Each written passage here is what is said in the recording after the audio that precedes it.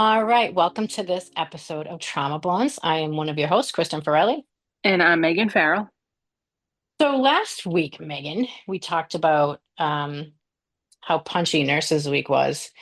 So let's jump into our 20 seconds of Tinder, um, which we talked about the last couple episodes. Like I have completely deleted everything. I have no desire whatsoever. However, a firefighter that is in the area that I work in had sent me a message like, oh, you asked me like a random question, like, do you guys have t-shirts? And I was like, do you mean like my company? Do you mean the hospital? Like, what are we looking at? What kind of Right. t-shirts are we looking at? And and never like answered the question and then just was like, oh, are you single? And I was like, well, yeah. And he's like, oh, good, I just wanted to make sure no one was going to get in my way. Ew. Okay, right, like first ick. Blech. Yeah. I was like, who's gonna get in your way is me. Like, I don't, what are we in ninth grade? Oh, I just want to know who I have to bully. Shut up. Yeah. I know. That's little dick energy. Yeah. 100, 100%. Oh my God. So of course I had like passed that information on and was met with, like, what? Who says that? And the random like so this was like messenger, like he didn't even ask for my number, like none of that, would come in and like see me and not talk to me but then leave and send me a message and be like, oh, I saw you were in zone blah blah blah. And Yeah. I was like, first of all, it's creepy, like how did you even know? Like I didn't see you, whatever. And then it kind of got to the point where like he started insulting me, and like I want to keep the peace because one wrong move, like I say something mean or like act like a jerk or something like that, and then he tells all his buddies, "Oh, I fucked her," and blah, then it just goes, and you're like, "Great, now I Right. have a reputation because I wouldn't actually entertain you or whatever." Um, Exactly. 100% insulted me, like about where I live, and like, it, and I was like, "Are you making fun of the fact that I own a 3,000 square foot house on 6 acres? Are you actually making fun of me? You live in an apartment. You can't say shit." And like he was so angry. I can't help where I live, and yeah, you can. That's the point of being an adult. You can help it. Like a single guy, you can 100% help it. So I literally was like, block. I can't. Like, so I completely blocked him. Um Good. but it turns out like he had a bunch of different profiles, which was even more weird. Right. So I had to like continuously block because then he sends like another message. I'm like, how are you sending me a message? I blocked you. So yeah, that's my, you know, 20 seconds Unofficial of 20 seconds of whatever. Tinder. Yeah.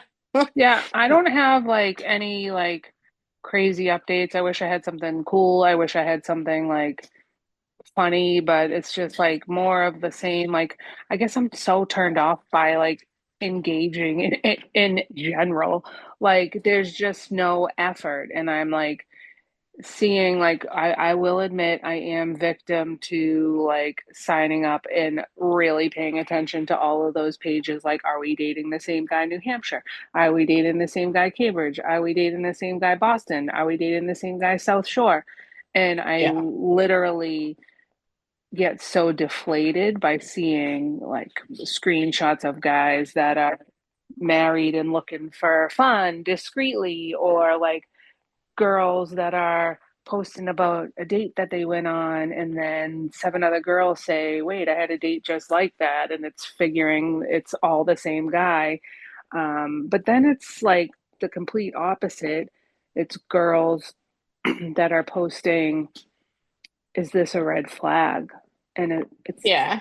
you do you even know what the definition of a red flag is? Like, a red flag to me is somebody who's a narcissist, somebody who's like portraying love bombing or like obsessive, possessive traits, or characteristics. And one that I read that she actually got destroyed by the comment section was a girl saying, funny enough, I said little dick energy earlier, but but she said, went out on a couple dates with this guy.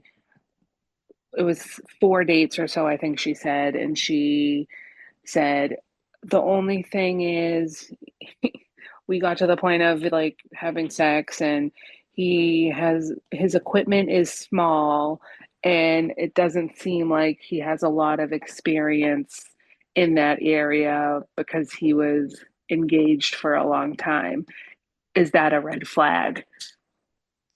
And the girls went up one side of her and down the other, being like, so if you had small boobs and no ass, would that be okay for a guy to ask if that was a red flag? And then a lot of them were like, or because he doesn't seem to have a lot of experience, that's a bad thing when half of us are seeing that no, not only are we hitting up guys who are sleeping with multiple people, but sometimes even multiple people on the same like Facebook page. Yeah. So, a lot of that has caused me to dwindle down the efforts, I guess. But then it's my here's my PSA for any guys that are listening that are trying to use dating platforms. It's please just pay attention to the profile. I know that I've mentioned before the whole like I'm saying I'm not interested in kids. So if it's on you that like kids are a deal breaker for you, you want to have kids, don't match with me because I make it clear that I'm all set. I'm good with my kids that I have. Or I'm into monogamy. If you're into dating around and looking for short-term goals, please don't match me. Don't match with me and engage with me and then ask me what I do for a living because it talks about it in my profile. So pay attention, be genuine with the questions you ask, and maybe I'll want to open the apps back up. Yeah. 100%. It's a disgusting scene out there. I have to say though, so I need to give a kid that I work with uh props 1000%. 1000%. So he has a girlfriend. He is super attractive, right? Tall, handsome, all the things that, girls look for these days. He is the most faithful I have ever seen in my entire life. And he's so young, 21 years old, so young. And it's like, all right, that's amazing. And I tell him all the time, don't you dare change. Like you 100% stay that gentleman, faithful guy, no matter what. And he's like, yep, I know. Everybody gives me a hard time. I'm like, well, don't let them. Like, literally, it's the best thing in the world. And like, ladies love it. So when you're ready, you know? No, wait, not when you're ready. What the fuck did that even mean? I take that back. But he is like talks about his girlfriend all the time, goes to see her at school all the time. He's, Oh. just this guy. I know he's just this great guy. He's like a big teddy bear. He's the one I told you that, like, I just looked at him and I was like, please don't watch that video. He just looked at me like deer in headlights. But such a good kid. He's such a good kid. So it's not everybody is kind of that piece of shit who will end up on, are we dating the same guy? Right. I mean, it's also those diamonds in the rough or, rare finds that it's like, all right, all hope is not lost. There's still not only good guys hopefully out there, but good guys being bred. For lack of better words, because he's so young. So it's, all hope isn't lost for like the future either, I guess. Oh yeah, good parenting too. Yeah.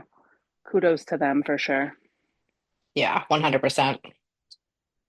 I know that we had kind of talked last week about just kind of a shitty situation, but so there was a post. I'll let you kind of read that and get into it about the lack of staff. Hmm. Yeah. And it's just, I'm pulling it up now. So give me a couple seconds while I scroll because I shared it with you because I wanted to, definitely focus on it because it is something that's so important and it's very eye-opening. So, all right, I got it right here. So I found it on LinkedIn and it was so eye-opening and hopefully when we read it, The people who work in the medical field are going to be people who are like, thank you for like hearing us. But at the same time, I'm hoping maybe the listeners that we have that aren't in the medical field take a step back and understand more of where we're coming from. Without further ado, it says if we want to fix the nursing shortage, we need to stop treating it like a mystery. Nurses are telling us loud and clear why they're leaving bedside roles. Unsafe staffing ratios, lack of support from leadership, burnout from excessive patient loads, better opportunities in outpatient or non clinical roles. And let's not ignore the elephant in the room. Intentional understaffing for budget reasons is costing hospitals far more in turnover and contract labor than they realize. The result? An experienced workforce walking out the door, taking with it mentorship, experience, and stability. The system is not broken, it's exhausted, and it's costing everyone, patients, providers, and healthcare institutions. What can we actually do about it? So, wow is what I'm going to start with. Yeah, Did that not 100%. did that not hit the nail on the head? Because it is exactly that. It's the elephant in the room that we're losing our experienced nurses because they're so burnt out and not valued for what they have to offer. And we're inundating ourselves with newer, less experienced, and quite honestly, I hate to use this word, cheaper nurses Yeah. Hmm. that are putting us at risk, patients at risk, hospitals at risk. At what cost? Yeah, you save a couple bucks here and there, but like it's saying, the more people you're forcing out the door, the more that you're going to have to rely on travel nurses, or the more you're going to have to invest on orienting and educating a brand new nurse, which is going to take you 6 months or longer than freshening up an older nurse to your hospital policies. It is definitely Jesus. Yeah. You know, so I have to like definitely say though, it's not the management themselves, I think, in any given department. I think it's higher than that because I think they want to, our direct managers, clinical leads, resource. I think those people want to have the right resources. They want to have staff. They don't want to have to keep paging out for incentives and all this stuff.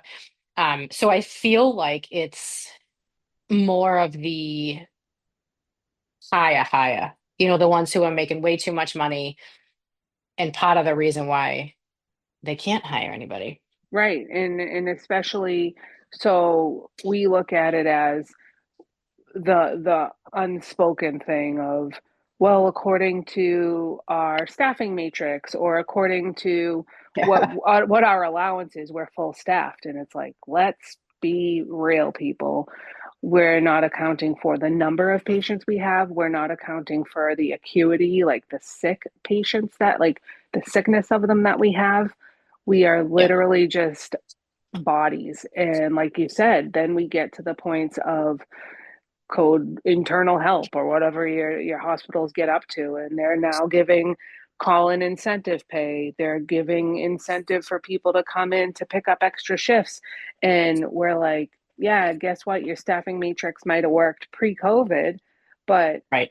who do you have to get to say the world is sicker now? We're seeing more people that are, sicker, and you're expecting us to do it with the same amount of nurses we did 5 years ago, 6 years ago. Yeah, exactly.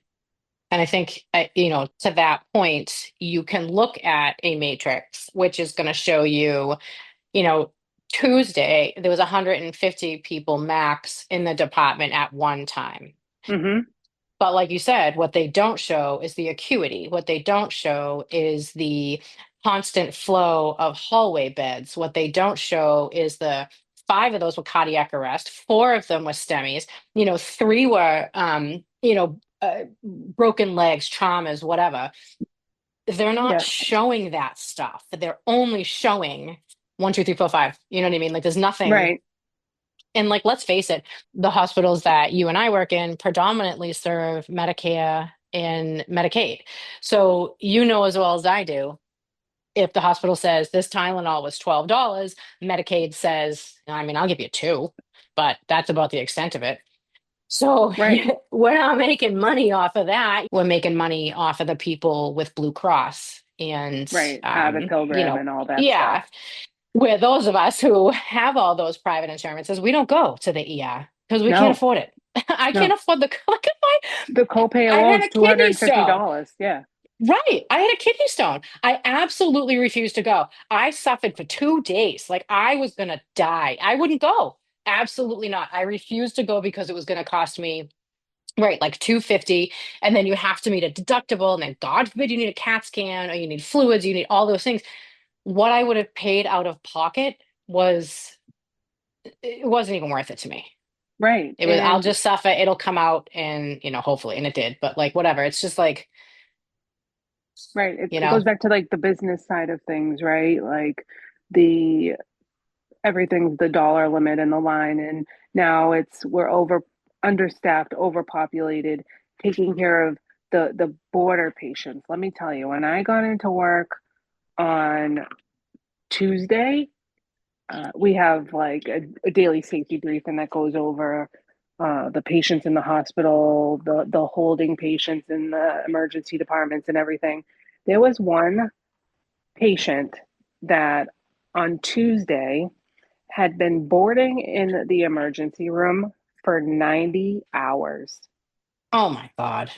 Right. And it's so we're caring for those patients plus all the emergency patients that come in. Today, like this morning, for an example, there were 45 patients in the very early hours in the department. Hmm. 33 of them were holds. Yeah. So we would have had what, 11 patients if we didn't have the holds, but now you're dealing with all the critical things coming in and going back to the Medicare Medicaid thing, you don't roll your poor old lady that's been there for 90 hours appropriately. She gets a pressure injury. Guess what? The hospital owns that admission, and who does it come down on? You, because you didn't provide proper care and you get your hand slapped on things because now we own all of her care because we hurt her for things that were out of our control. Yep. Yep. It's sad. It really is. It's sad. And like I think we've said this in the past that, we're not just ER nurses, we're floor nurses, we're ICU nurses, we're housekeeping, We're we're psych all of these nurses. things. Yeah. And people don't get that. So take your matrix and Hmm. shove it. I've Yeah. said this in the past and I got in a massive amount of trouble for saying, fuck your matrix. Hmm. Because at some point a nurse can only handle so much, right? So, how many ICU patients can you have and then have another ER patient coming in, which obviously is the responsibility of, who's directing the ambulances to you. It doesn't have anything to do with management that you're getting these patients, but it, the higher ups need to understand that the 15 managers you have in each department, maybe they could be cut to seven, Hmm. you know? Well, yeah, and It's, it's the ones that are so far removed that are making these decisions. The other day when we were on our code internal help, so yeah. far stretched beyond our means, beyond our resources that we had. You know how in the ED we respond to all the codes throughout the hospital. Yeah. They called it code blue, and the nurse who was assigned to it went up there and came down, and she looked pissed. And I asked her like, did something go wrong? And she said it was a fucking mock code. Oh And I my said, God. So like a huge waste of time for like the emergency department and ICU right, to go to stuff like that. right. So she she said, she's like, I went up there and I said, oh, I'm here from the ED because they expect you to check in when let them know Of who's course. arriving. And she Yeah, goes, show your badge. yeah, she goes, I looked on the bed and saw a mannequin and I said, are you kidding me? I have seven patients downstairs. Like I'm not staying. I'm good. And she left and I was like, good for you. And then it's like starts trickling down because then our nurses aren't stupid. Like they actually said, like not only is that not appropriate and taking resources away from even helping us on the floor, but that took up a room for a patient that was holding down here that could have gone in there, Right. so there's a mannequin literally taking up a bed because there's no better time to do a code but on that day. Yeah. Like It's make it it's yeah. make it make sense. Right. I think sometimes though too, like the ER and ICU should be notified of a mock code and Right. told That's you what we don't need to said. go. Like Yep. you do not need to attend this mock code because you're taking a nurse away from, like you said, 5 to 7 patients. But what? Right. So yeah, It's like, hey, we're the ones who know what we're doing in these codes, so why don't you have your other nurses go? right. And especially like because ER and ICU, you're constantly doing codes. I mean, we're constantly involved in critical situations. We don't need to go to that. No, we don't. If anything, we need to go when they're like putting somebody on CMO, right? Because we need to know like Right. how to address that aspect. Right. But again, it goes back to staffing. And I understand like get a body. And I think there are other managers dealing more so with this at other hospitals. Not, I don't see this particularly happening at mine. The managers that I have are pretty like, well, we got to balance the new grad here. We can't do this many new nurses on a day shift. It's just not possible. So, or even a, whatever shift, you gotta kind of spread the love. But I do see, and in talking to other people, that they are just hiring anybody. And there are managers who are hiring people without consulting the rest of the management team and making pretty bad decisions when it comes to that without getting references or, this person knows this person. I mean, let's face it, nursing is like a pretty small community, even though it's a huge community, Right, you know right. somebody from everywhere. From every hospital, be it out of state, be it in the big Yep. old land of Boston, that somebody knows everybody. It's the 6 degrees of Kevin Bacon. It's the 6 degrees of ED nursing. Yeah, it's true. And then continuing hiring that person, even though they were told, this is not a good fit. This person does Right, not have good references. They do not have, I've spoken to a bunch of different people and they've had nothing positive to say.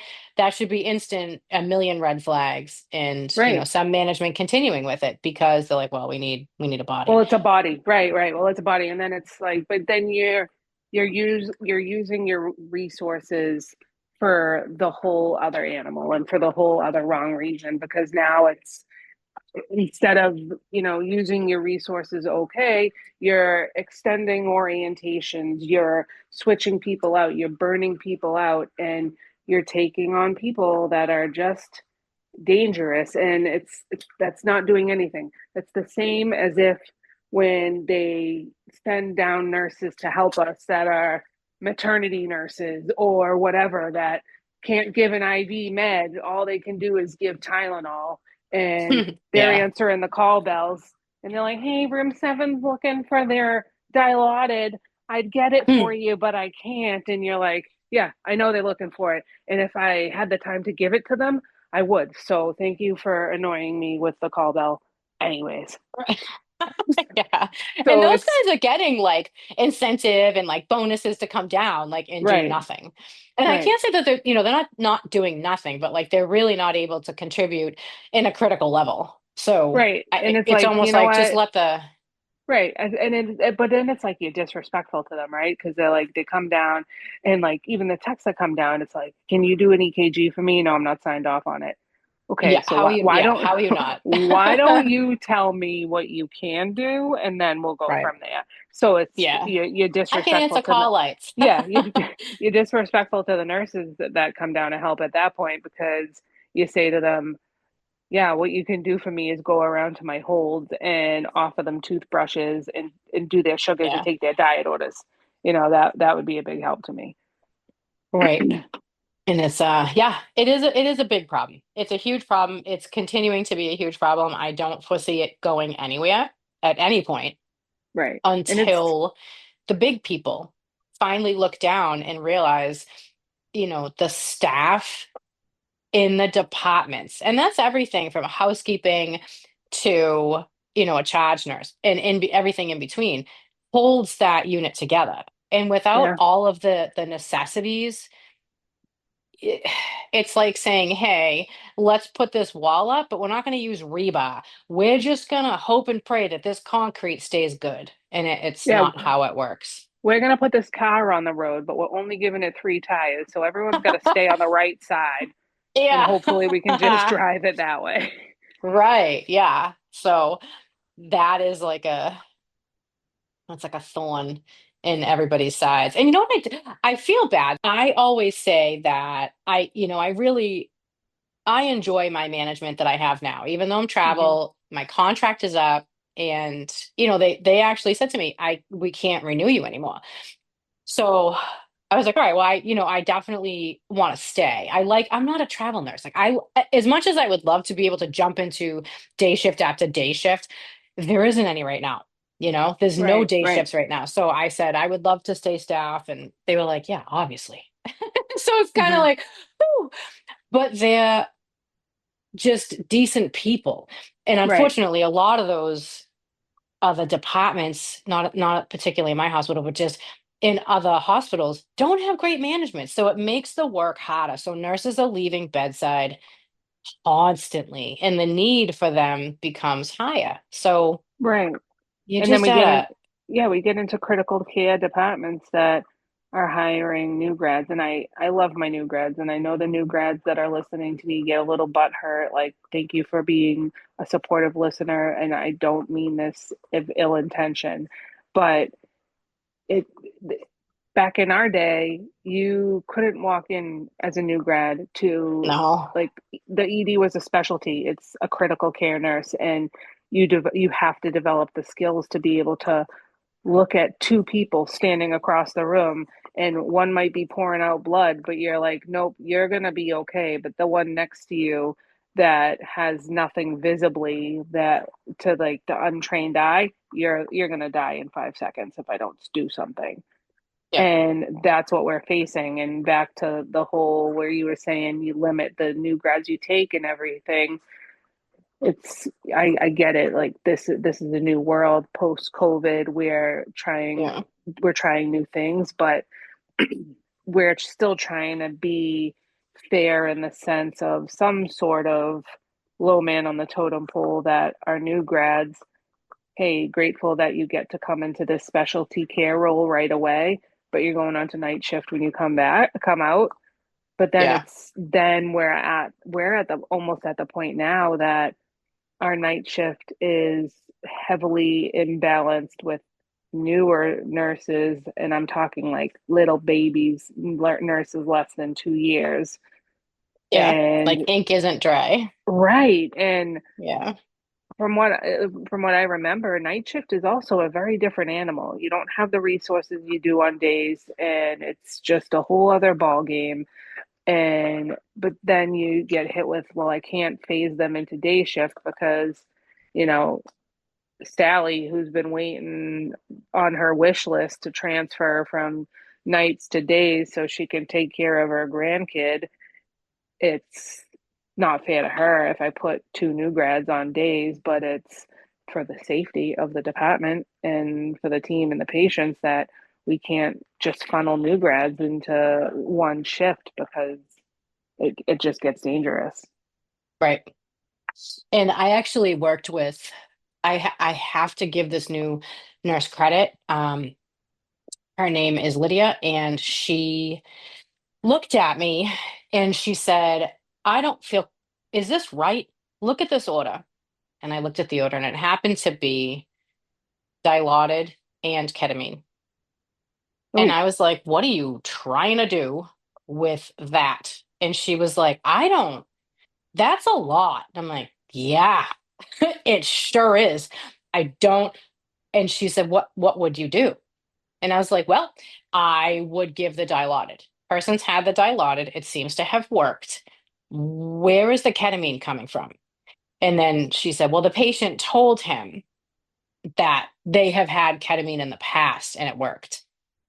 Okay. So I'm going to tell you that I had heroin in the past and it worked. It doesn't necessarily mean that you're going to fucking get it. Right, right, So I asked her, I said, all right, well, if you gave both, what do you think the outcome is going to be? And is giving ketamine the way that it's ordered within your scope? And she right, looked at me and she was like, oh, I'm like, yeah, you got to look that up. I want you to look it up only because I want you to remember it, not because I don't want to do it for you. I want you to look it up. right. So she ended up, she said, yeah, you know what? This is a lot. And I said, yeah, no, it really is because it was two of Dilaudid. Now, this person is on it. So this was not, you gave two of Dilaudid to some rando that came in, like someone's going to need to be bagged for a little bit. But, Yeah, exactly. as a person that has tolerated this much. So, Yeah, but then to add ketamine on top of it, I was like, that's not safe. no. So she was smart enough though to be like, But hold on, is this right? yeah, and But kudos to her for like not being like, oh, well, it must be right because the doctor put it in. So good right. job, Lydia. Yeah, 100%. And she's like the sweetest thing. She has just such a good demeanor, such a good bedside manner. And I Gus was like, what the fuck? My instant reaction was like, you kidding me? Like, what is that? And then, we look at it and I'm like, no, okay, now I know why. But there may have been a new nurse or a new grad just off orientation is afraid to ask. Maybe they didn't have a good preceptor. Maybe they're just a nervous type and they just didn't want to be confrontational and would have given that. Right, So, right. I mean, And now that we're having the shortage of all of the, older experienced nurses leaving bedside for all those cushy case management, Blue Cross Blue Shield authorization jobs because they're sick of the bullshit, they we don't have preceptors that have your experience that can break it down for that. And one of the new grads had one of our preceptors, Dan, love him, with the nurse medic and yes. all the years that he had.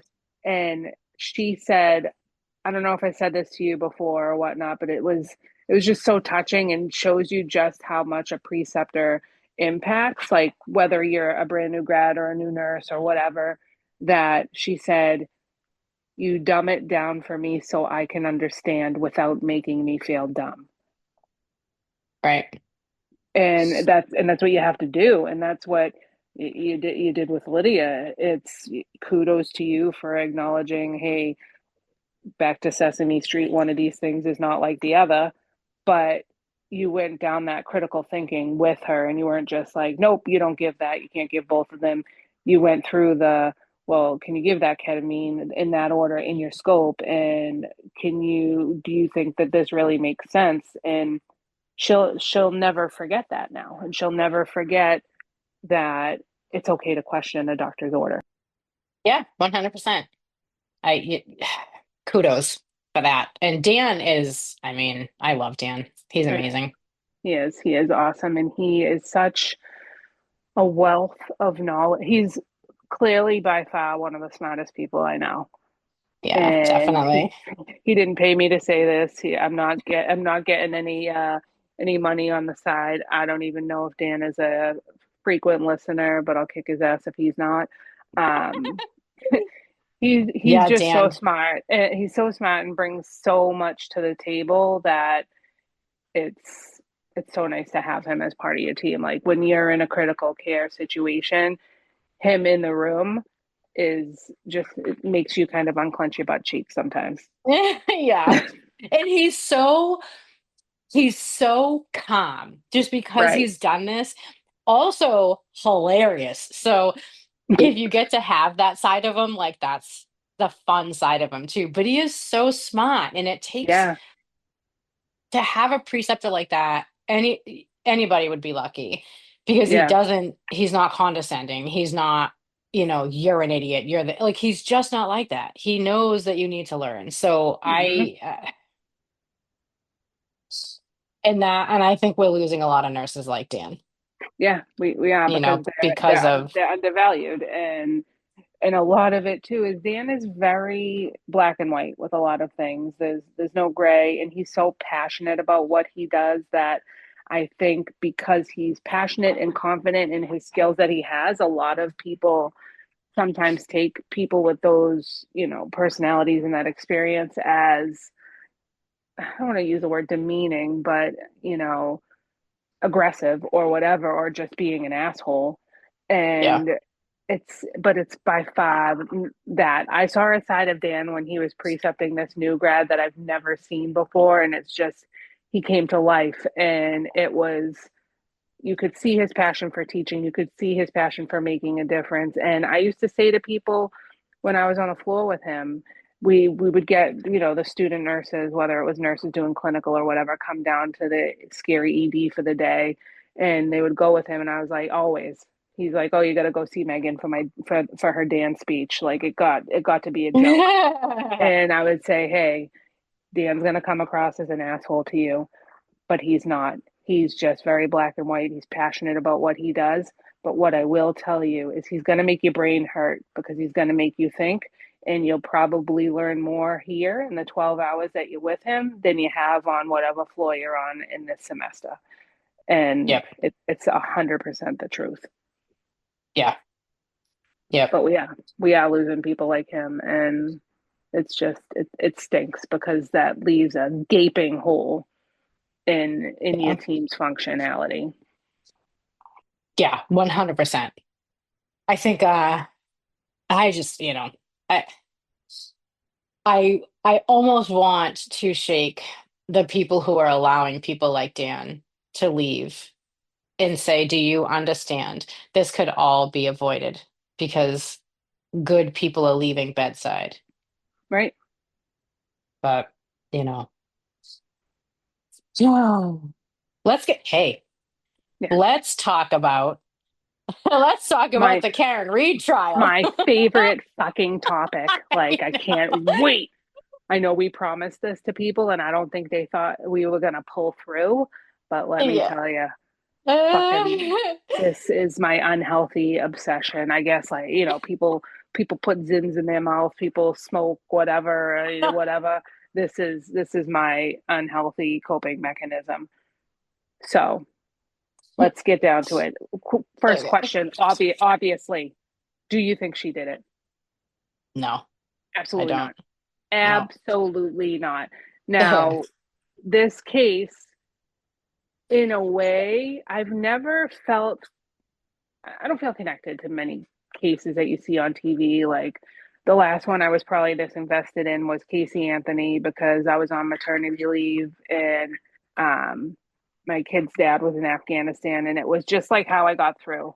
It was, I would Yeah. wake up, Liv would go in the rocking chair next to me or the bouncy seat, whatever the fuck it was. And we would just rock on and watch the Casey Anthony trial all day. And that just got me through a lot of it. And Yep.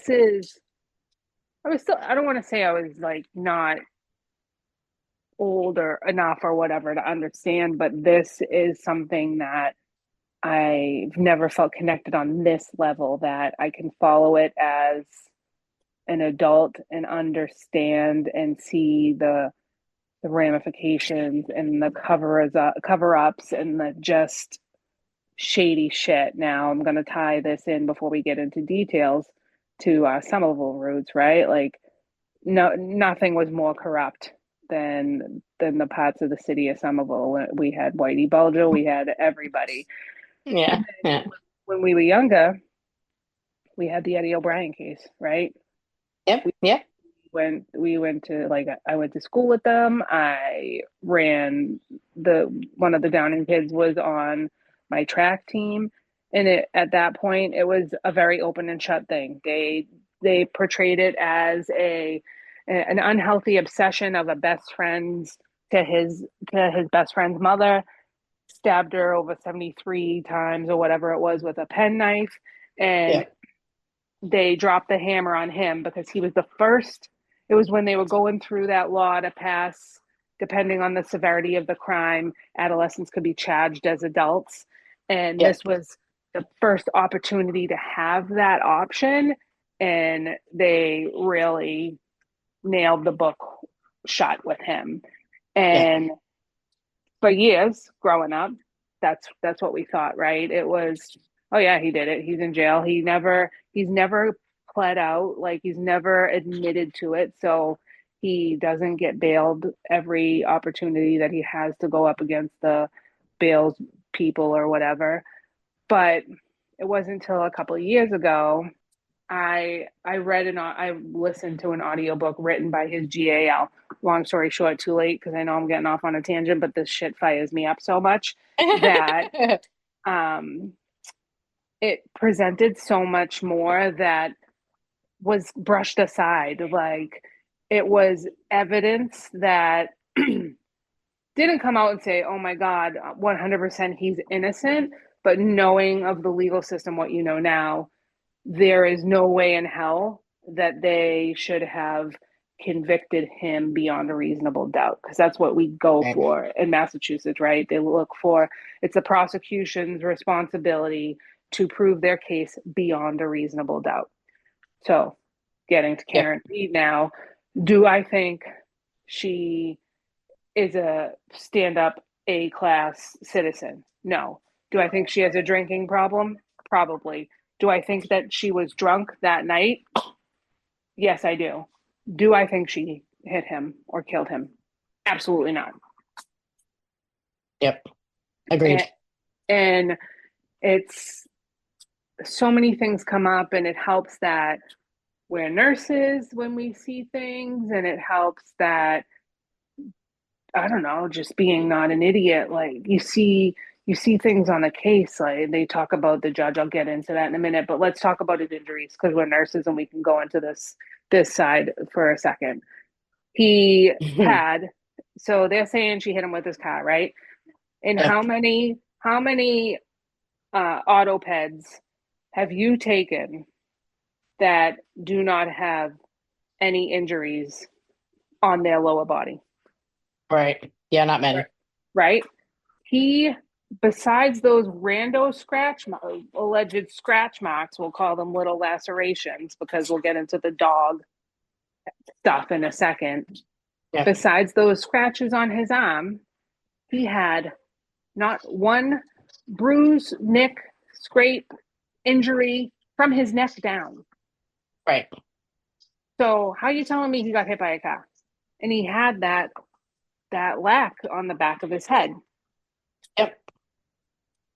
And there was So the forensics that said that that was not consistent with being hit by a car, right? Wasn't there the woman yes, that they questioned the said medical that it was examiner. was it the Emmy? Was it the second Yes, Emmy? Because I feel like there's been like so many of them because they keep pulling one and then putting the other one in and then pulling stuff. But she did say that they were not consistent with the injuries. right. So, oh, it was not consistent with the injuries. Right. So we're in trial two now. I don't know how many of our listeners are avid followers, but this shit is across the country, and it's of course it's in our backyard in Massachusetts, right? So it was declared a mistrial. The jury in the first case was like, there's no way we can come to a conclusion. The judge was forcing them back and forth, and Yeah. finally they were like, hey, enough's enough. We have exhausted all of our options. We can't do it. So it was a mistrial. So we're heavy into trial two. I think the prosecution has like maybe one day left with a handful of witnesses to call. And the other day they had a medical examiner or whatnot on. And I was like so excited, like when your powers combined, because they she was exactly what you were saying. There's no evidence that he was injured in a car, like by a car. There's no evidence he was hit by a car. He had that Mhm. lack on the back of his head, and they called it a coup contra coup injury that caused him to ultimately sustain the injury that caused him to die. And it was Yep. that with a little hypothermia. Yep. So and I was like, coup contra coup. I literally just renewed my TNCC certification. So I was like, Yep. fuck yeah, I talked about that 2 days ago in class. But Yep. So they're So, basically but for people saying, who don't know what that is, give them an explanation because I know that there's a lot of people who are like, how do you spell right, that? Because they're like right. Googling it real quick. Yeah, it definitely doesn't spell it how it sounds, and I would spell it for Right. you, but I probably have to look it up myself. So basically, what's that saying is, you hit one side of your head, and it causes, correct me if I'm wrong, um, basically your brain to rattle internally and Yep. causes damage to the front side of your head because of that force. Right. So you go one way, hit it, that's the primary injury, but then you get But the because of secondary the, yeah, but right, because of the impact and the force that it causes, because there's no place for it to go. yeah, Kind of an aggressive version of whiplash, I guess, is a good way to yeah. explain it. And the other injuries he had are like two black eyes, and his nose was bloody, and there were, for as many times as there's EMTs that say, I heard her say, I killed him, I killed him, I killed him, or I hit Oh him, my I hit him, God, I hit that is him. fucking driving me nuts. Right. That fucking neighbor, that fucking EMT. First of all, both of you shut the fuck up because you know that Yep. you've already testified. Your fucking testimony in the last goddamn trial was completely different. Do you not have a Hmm. good enough attorney that they're reading back? Because they have the fucking transcripts. They do. So Right. now you're Exactly. saying that for sure she said, I killed him, I killed him, I killed him. That's not what you fucking said. So now you're No, changing it. And the listen, dude, I don't even want to send text messages anymore after this whole fucking no, trial no. because that shit's going to come back to haunt fucking anybody. Everybody, Yeah, everybody. right. Like, ease up, dude. And some of the things like you send, you're like, "Meh." Unsend, unsend. Too late. There's a Well, marker. it's also like, I don't know if it's just me. Do you watch movies, TV shows, whatever? And when something wicked ick happens, you Mhm. get secondhand embarrassment for that character. Yeah. Like you get uncomfortable watching it, like you're Yeah, actually yeah, yeah, part yeah, of the yeah. action. And I always call Yeah. it secondhand embarrassment. And Yeah. that's what I have for the people when they're reading the text messages, like demoted, fired, whatever, state trooper Michael Proctor Proctor, reading like yeah. haven't found nudes yet, blah blah blah. Like, bro, Right. bet And you didn't he didn't call her a expect cunt at that. one point? Yeah, oh Like, yeah, oh, this cunt is gonna, yeah, yeah, crazy cunt or something. yeah, And yeah. it was like, are is anyone gonna get in trouble talking about the fucking dirty cop house it is? And he's like, no, they're one of Oh, us. God. Like, are Right. you? But yeah, Yeah. secondhand embarrassment all over again. Because could you imagine? Could you be his No, wife, like sitting next to him in court and listening to that? no.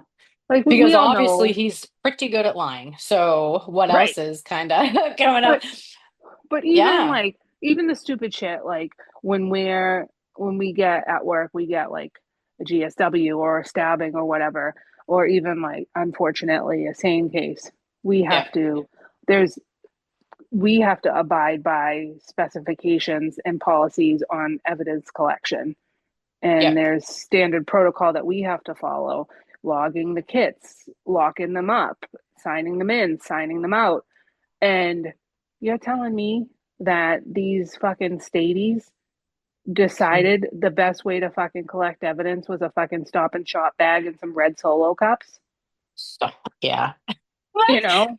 But like, Are you how fucking many serious? troopers? How many troopers were there though? How many cruises were there? And none of them had any evidence bags. I find that hard to believe because let's take so it's giving a lot of cops a bad name, and it's not all Mm-hmm. cops. It's clearly just a handful, but that Right. handful, you didn't ask anybody else if they had evidence bags, so I don't know. That radio attached to your hip, you weren't like, hey, you guys get evidence bag? I'll mark it so that I can not touch it and then bag Right. it. Like I mean, don't get me wrong, I am not a trooper, but looking at it from the outside, as somebody who is a forensic nurse and collects forensic evidence from people, Right. my first goal is not to be like, huh, I'm going to use market basket gloves to do this exam. Right. I mean, or I'm not going to throw this in a piss cup and hope for the best. Like, hey, Sorry, that's all I had Right. available. No. Right. And then let talk about other cops around, right? Let's talk about the fact I don't know about you. However, Hmm. I go to my sister's house, your house, like my any of my friend's house, and I find my friend who's a dead cop, who's a cop that's dead on the lawn. I know that my sister's inside the house of the dead cop, the lawn that they're on, and my sister's husband is a fucking cop. I, Yeah. I'm not going into that house to make sure they're okay because these guys were not just like any old cops. Like I think the Albert the Albert cop, I believe that he ran was like with a homicide team or something like that. And then Higgins, the one that there's that confusion or alleged maybe relationship with Karen. He's an ATF guy. So DEA. clearly He's DEA. Do you know yeah, he used to be a Cambridge firefighter? not surprised. But Yeah. So I worked in Cambridge when he was a Cambridge firefighter. bruh, I worked EMS when he was a Cambridge yeah. firefighter.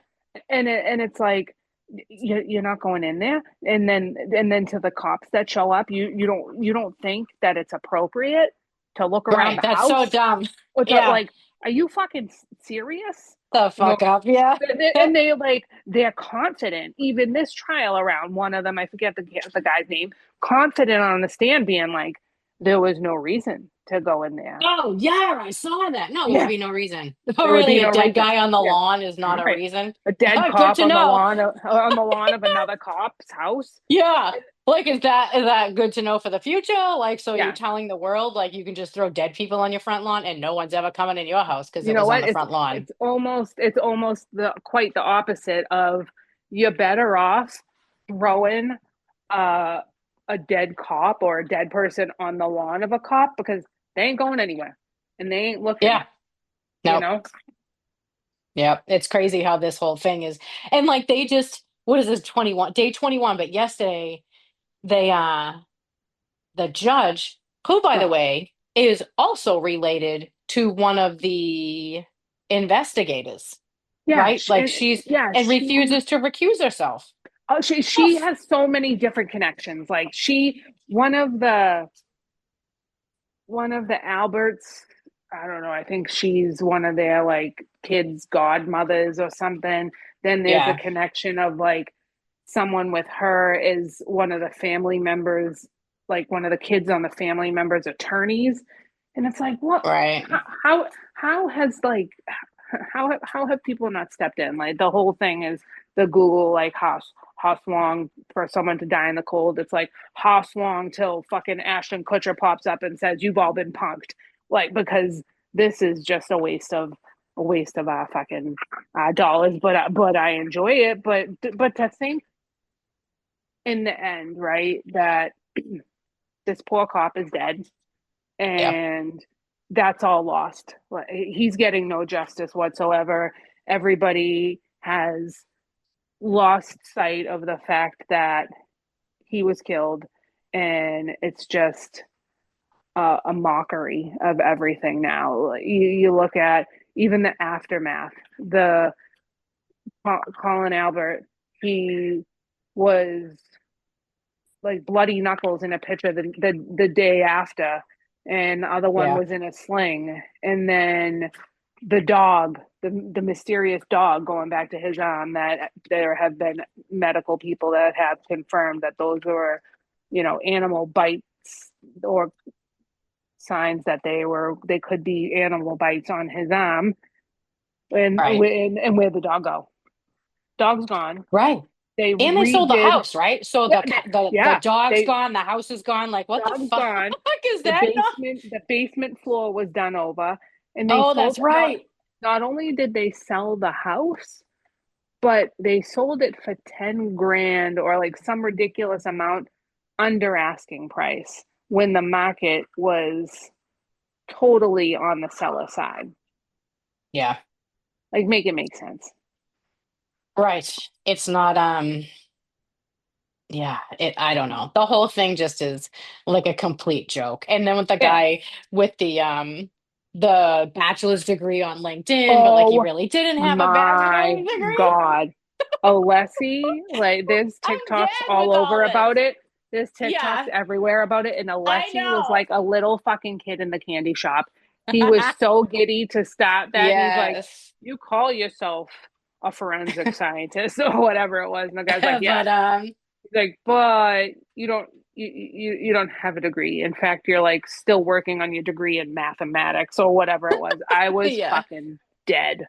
Yeah. Dead. Because they're That was sealing it amazing. themselves. They're literally sealing it themselves. And the fact that she stopped the fucking trial to say, I need to talk to each juror in private. I have Hmm. two questions to ask you, and then we will come back out. And yeah, like, what right now?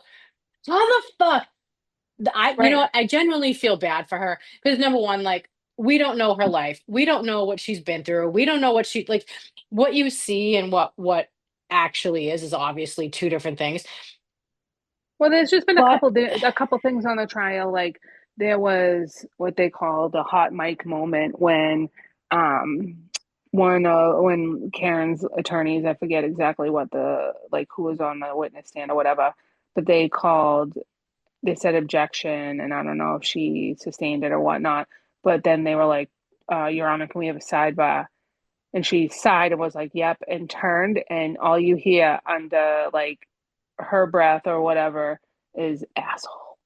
And they obviously I did covered not hear up. that. Yep, obviously it Yeah. was covered or like said it was another person saying it or whatever. You clearly knew it was Yeah, her. right. And then there's like a couple clips of Her um facial expressions and her yeah, like like little her laughing smirks. and like yeah, and like touching Yeah. the side of her face, and then all of a sudden the Yeah. prosecution's like objection, and she's like sustained, and it's like what the fuck, man. So Yeah. you know, I agree with you to an extent of like we don't know the whole story, but sis ain't helping herself at all when it No. comes down to it. Yeah. But And well, I meant more with Karen. Like, we don't know her actual story. Like, no, you're right. just like if you look at me from the outside, like, you wouldn't know my story and I wouldn't know No, yours. And nobody, but you put me on trial, you're going to rip me to shreds. That's the point. right. So they're ripping this woman to shreds. Yeah, they Uh, are. and that I think for the rest of her life, like, she's either going to stay in this area and be shit on for the rest of her life or treated like she's never going to be able to date or do whatever because she's going to hit you with a car. I mean, it's I well, know. I mean, it's you know what I mean. It's It's true. Like, true. so Yeah. it's they are 100%. And you know what's going to happen? She's going to. I hope she does. I hope she sues the fuck out of Massachusetts because Yeah. you and I both know that it's not who you know, it's who you blow, and that's how you get these civil service jobs in Massachusetts. Right. I don't Right. give a fuck what that does to me as I don't care the repercussions for that because it's always been like that. Back from when I took the civil service test, back in the late 1900s, as my kids would say, it was like if you didn't score 100, you had to know somebody who could then get you on, who then you had to do favors for. So no Yep. tickets, no this, no that. And it was like, Yep. fuck off. You Right. know what I mean? Fuck off. Like that's I never wanted to be that person.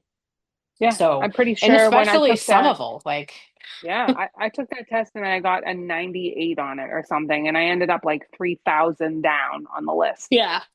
Like, And fuck you're a off. woman, which makes you Yeah. a minority. So that should Right. have bumped you and like all the things. None of this Right. should be happening right now. None of it. No. But I was talking to a friend of mine too, doing interviews for the fire department. And I was like, do you have any say? I was like, no, no. It's all in who this the chief wants or who the deputy Yeah. wants or whatever, because they know somebody, or it's like so and so's uncle's kid's brother's dog sitter because they owe him a favor somewhere 20 years ago. He clipped his dog's nails. Now he's got a fucking job. You know what I mean? Right. Like it's always been like that. So And it's it goes, tough to yeah, like, it goes back to the whole, I mean, even in our work, it's you don't want the one working on you or, investigating your case that got the job because they owed a favor, or the doctor that fucking got a fucking C in anatomy. Like you want the Yeah. one I mean, who's C between dusting. degrees, so Yeah, you want the one who, but still, a fucking doctor who got a C could have your no, I know. fucking Yeah, yeah. humerus as your fucking femur or Yeah. whatever. Or, Yeah. or like I mean, one of the botched things I saw in clinical that oh I, fuck. I Yeah. don't think I don't think I signed an NDA, but we were told to shut the fuck up about it. This lady had her like ostomy resected, and this is fucking crazy. I know we're getting off topic, but I gotta share it. The resident, I won't say what hospital it was at. The resident was so all right, so she had it resected, whatever, and we were working on like the post-op floor or whatever. So doing our assessments, and she basically had shit coming out of her vagina. oh, And they were that like, was a "Oh my wrong God." turn. They were like, "Oh my God, does she have like a fistula somewhere or whatnot?" And they Yeah. had to go back in, and when they reconnected her, they connected it to her vagina and not her. Whoa. So she was in fact shitting out of her vagina. Hey, that's disgusting. Yeah. But like, why? Right. But I mean, you Uh, know what? I bet you his mom did something to get yep. him into where he was, and that goes back to it. And it's just there's so much of this that's so fucked up. And how I tied it into Eddie O'Brien is, what did she probably do some fucked up shit? Did she probably kiss that Brian Higgins guy and whatnot? Yeah. Eh, Yeah. Was their relationship perfect? Who the fuck's is? Nobody's. right. But Right. if anything, there's not enough evidence to prove beyond a reasonable doubt. And that's Right. and that's what Not that's even a little bit. yeah, not even close. Yeah. And I guess I guess I should say there are so many amazing cops, and maybe that inn was the inn that they needed. And there's still amazing cops. I don't I should CYA a little bit with that because I know that there are some amazing, amazing police officers. I've been lucky enough to deal with amazing cops that literally saved me in the middle of a domestic violence situation that went on for a significant amount of time. And the DV unit was so good to me and so supportive. And even the police department themselves were so, so amazing. Sat outside my house, like never left, made sure I was okay. Like escorted me, out of the city so that I, had someone there just in case. So I can't say that they're all like that. Anybody who gets on like that is, just a shitty cop. I don't mean it like that, but it is Yeah. known throughout Massachusetts that it's not who you know, it's who you blow. Yep. And it's just it puts us back so far with, let's say the feds step in and, when this is all over, she gets proved innocent or whatnot, feds step in and go after all these other shady people that were involved that night. It then causes a potential overturn for any case that all of those cops were involved in. Yeah. So there could be several criminals getting out that, you know, rightfully Oh, may have been in there. yep.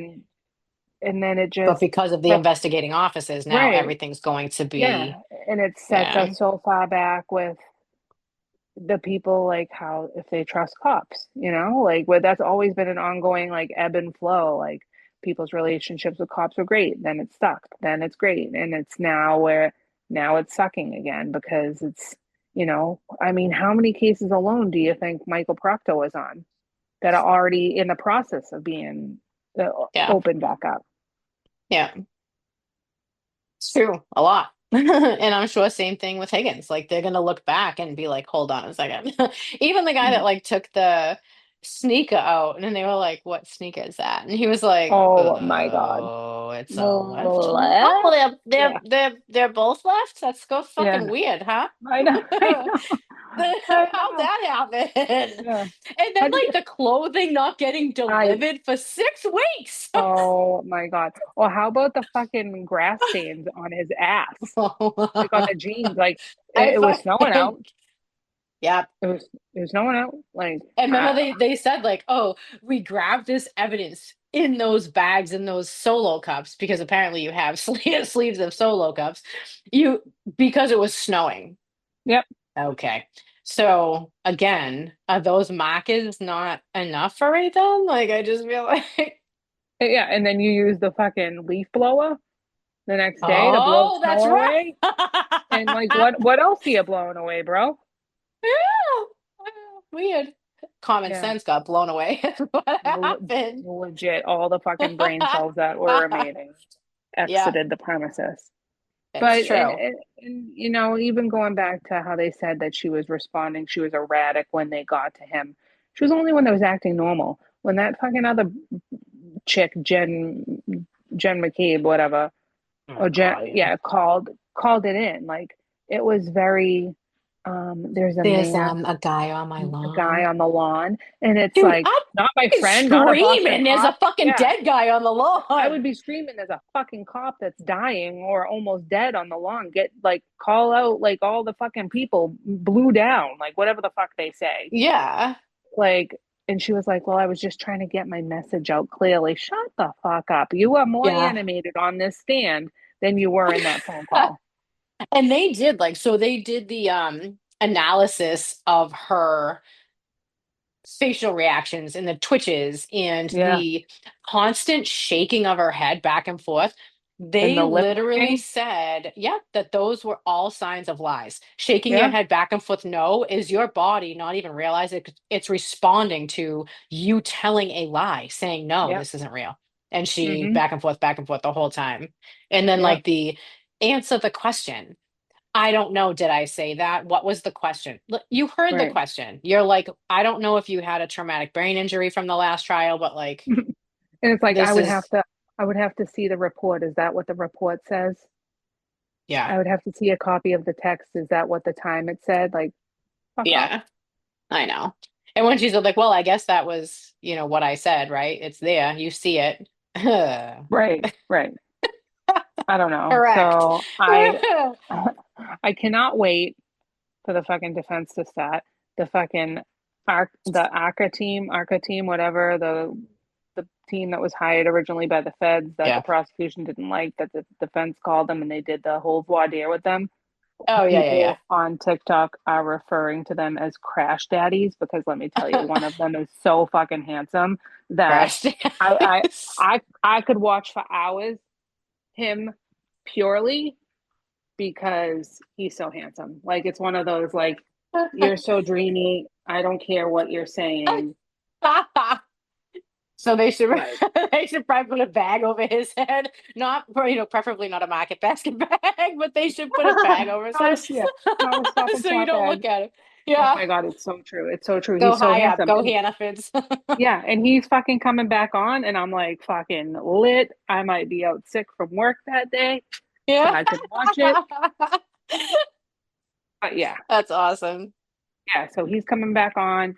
I cannot wait to see because like the defense has kicked so much ass right now, like so far at least in my observation and from what like I hear a lot of people saying that that and that's all of their cross-examining, right? Like Yeah, now they get to like in the next couple of days they get to call the people that they wanted on the stand. yeah, So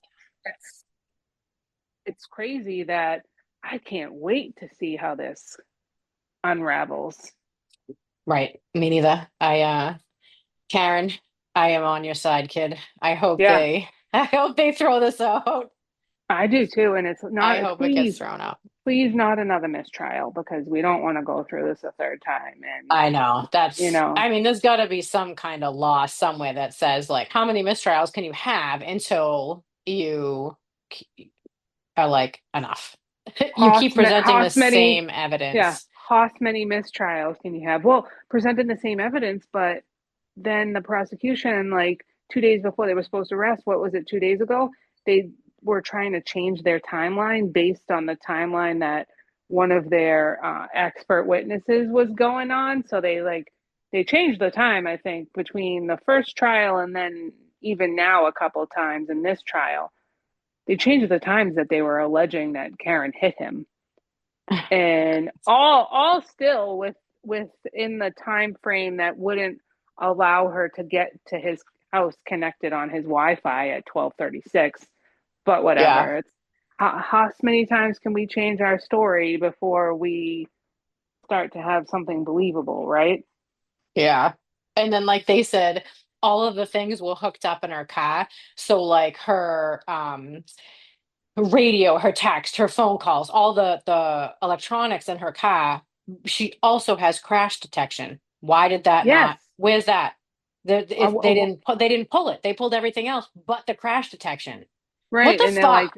they're like, are you not pulling it because there is none? Did you pull it and there was nothing to say, nothing on it? Because those cars, well, she has a Lexus, right? So my car, if I get too close to somebody that's in front of me, my car screams at me to brake. Yeah. And Yep. Same and thing I with got like behind you. I I but like yeah, but I got like a fucking basic standard RAV4, right? Nothing, yeah. no bells and whistles whatsoever. And they said like her car should have been like the warning, the this, the scream, and then ultimately you hit something. It records like all those steps. Right. And it's like, where is it? Oh, that's right, Yeah. because it's Uh, not there. And right. what you also learn from this thing, kind of like what you were saying, your text messages, you think long and hard about the text messages you send now. Yeah. Um, your car also has like the black box where all these things come from.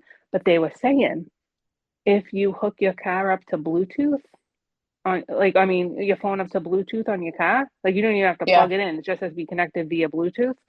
Your Yeah. car's black box now has a copy of everything on your phone. Shut the fuck up. Yep. That's it. I'm gonna go back to rotary phones. Why are Right. Rotary you phones and gonna be fucking pulling some fucking text fucking between you and I? Amish. Like, Yeah, yeah, they're gonna be like, yeah, if you're not in a psych ward, you should be. and some of the some of the text I've sent to Rick, that talk about like passive embarrassment. That I would die. I would die 1,000 deaths. 1 trillion deaths. But Over and over, meme after I, meme. I could sit and talk about this for hours, but I'm I interested know. to hear what our listeners, what their stance are, and you know what?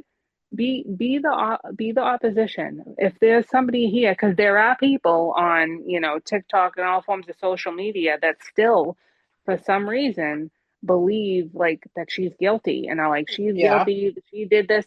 But when you say to them like I'm all for a healthy debate, right? Yeah. If you feel that, but they never like come with she's guilty because of this, she's guilty because of this. Like we can go through, Yeah. she's innocent because of XYZ, she's innocent because nothing adds up, the black box crash detection whatever is not there. Yeah. But all these people are just, she's guilty, bitch did it, she's a murderer, blah blah blah.